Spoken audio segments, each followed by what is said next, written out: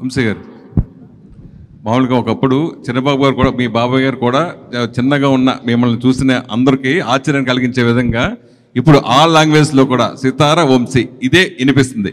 అప్పుడు గీతా ఆర్ట్స్ కానీ లేదా దిల్ రాజు ప్రొడక్షన్ ఇలాగా అన్నిటికి మించి ఇప్పుడు నెంబర్ 1 స్థాయిలో మీరు ఎదగటం మీరు ఎలా ఫీల్ అవుతున్నారు? నేను ఎదగలేదండి, దానికి ఏం ఫీల్ అవ్వను నేను. ఇప్పుడు కూడా మా బాబాయ్ తిడుతూనే ఉంటున్నారు. ఇప్పుడు విజయ్ గారు చెప్పినట్టు ఇప్పుడు కూడా మా బాబాయ్ తిడుతూనే ఉంటారు. అనుకున్న దానికంటే ఖర్చు పెరిగిందని ఇదని అదే కరెక్ట్గా మీ వెనకాల వచ్చారు ఇప్పుడు ఆయన. సో అందుకని అలాంటి ఎదగటాలు ఏం లేవండి. ఇక్కడ ఏం రేస్ కాదు నెంబర్ 1 పొజిషన్ ఎవరు ఉండడానికి.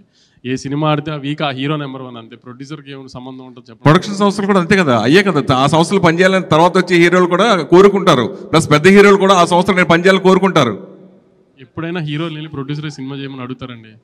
హీరోలు అడుగుతారు, ఆ సంస్థలు నేను పనిచేయాలని కోరుకుంటారు.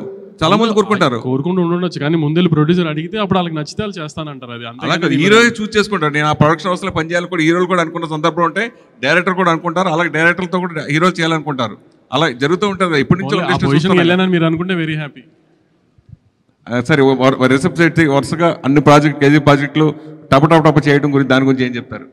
ఈ రోజు మార్నింగ్ కూడా అనౌన్స్మెంట్ ప్లాన్డ్ గా టపటప చేయాలని కదండి, అనుకున్నవి ఏ టైంకి ఆ టైంకి అలైన్ అవుతాయి. అలా ఇప్పుడు గౌతమ్ ఇది ఇలా టైం 2 years పడుతున్నాను అనుకోలేదు ఈ టైంకి ఇలా రిలీజ్కి వస్తుంది అని. సో షూట్ స్టార్ట్ చేసుకునే ప్లాన్ ప్రకారం స్టార్ట్ చేసుకున్నాం, కానీ రిలీజ్ మన చేతుల్లో ఉండదు కదా. ఇది కూడా 3 రిలీజ్ డేట్లు మారాం యాక్చువల్లీ. సో ఏది మన చేతుల్లో లేని ఏం చేస్తాం, అవి మనం డిఫైన్ చేయలేని కదా కొన్ని.